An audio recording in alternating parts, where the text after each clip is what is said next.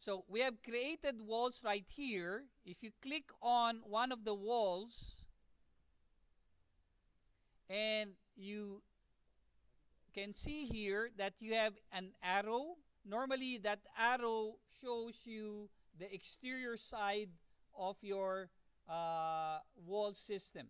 So this is good. The brick is at the exterior face or side of your building. But you can easily flip this.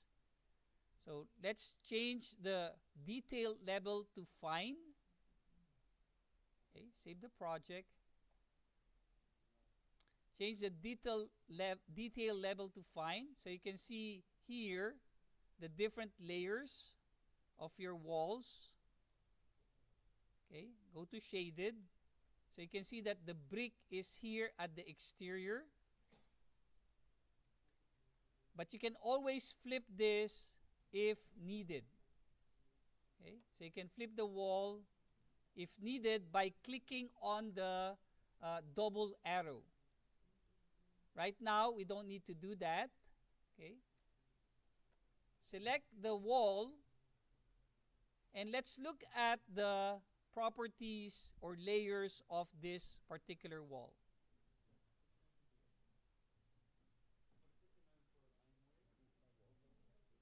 You can change the line weight by clicking here or typing TL so that you can see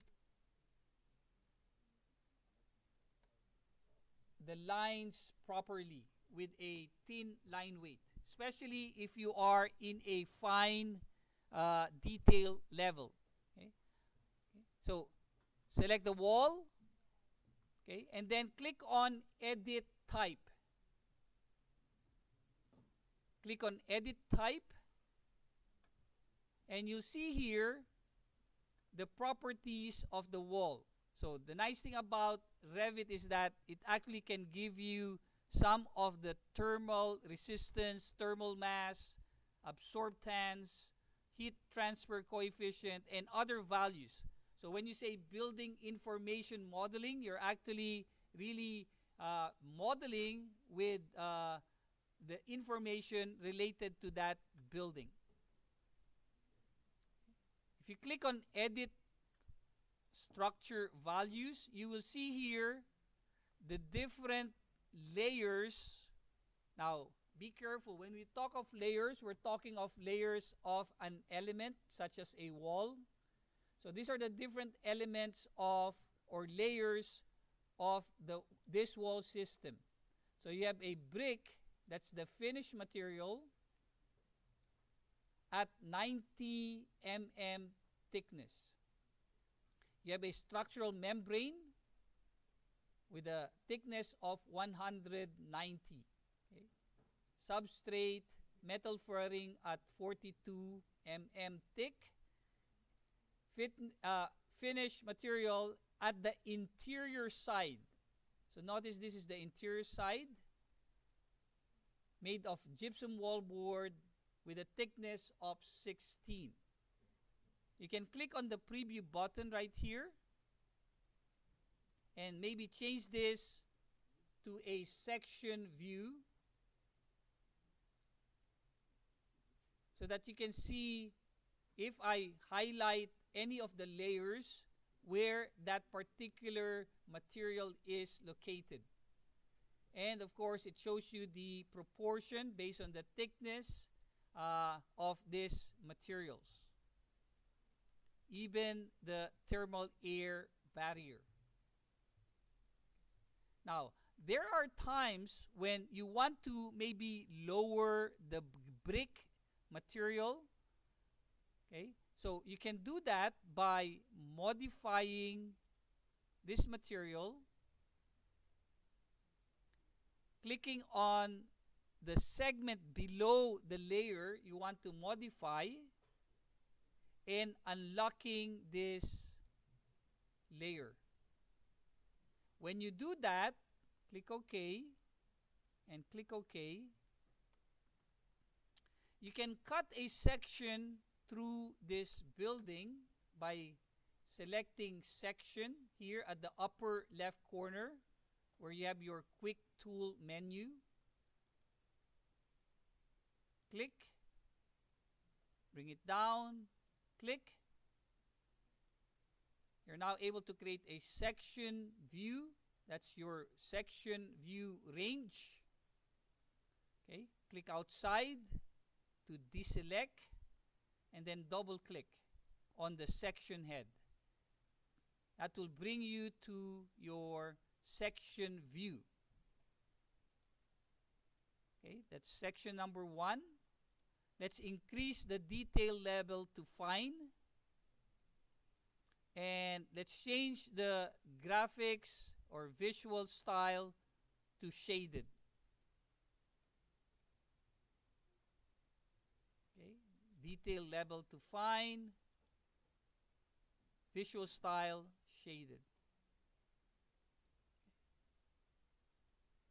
So if you click this wall, you can now see that you have 2 grip marks.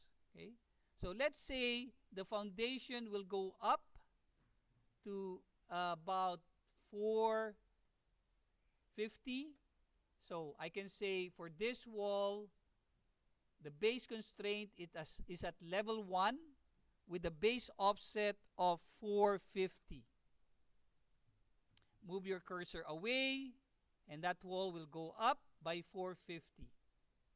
So your foundation can go up to that level. Okay, and at the same token, you can bring this brick down, maybe to cover the connection between the two, maybe your foundation wall and your brick.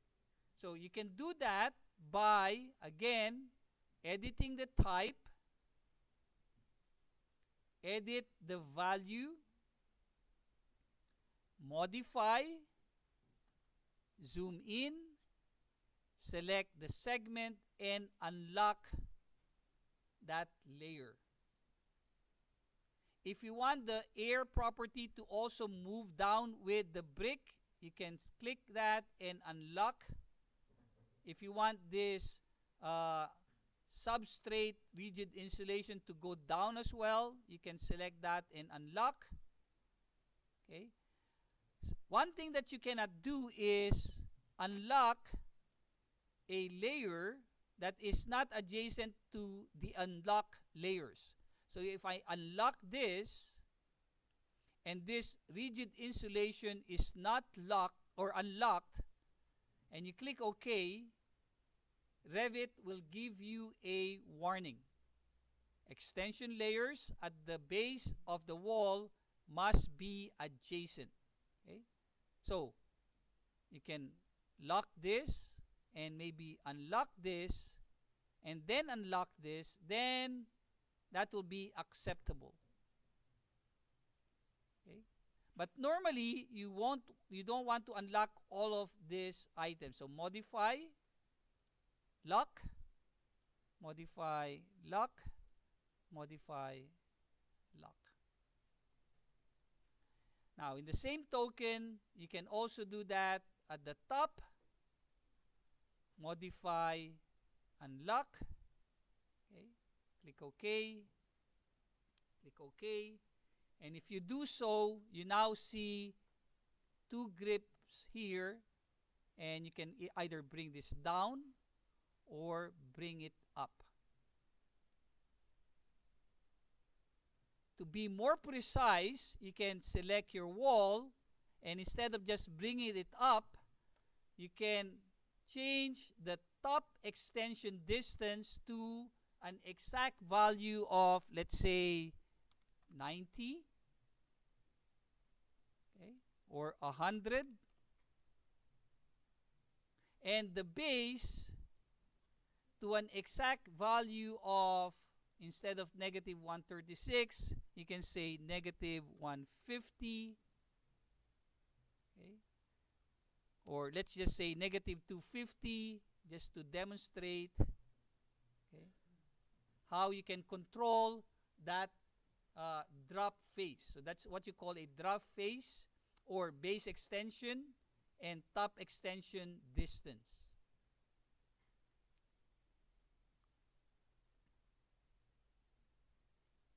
You can control each wall, or uh, you can always select the two walls or all the walls, okay, and change the base offset to negative 100 and the top extension distance to, let's say, 250.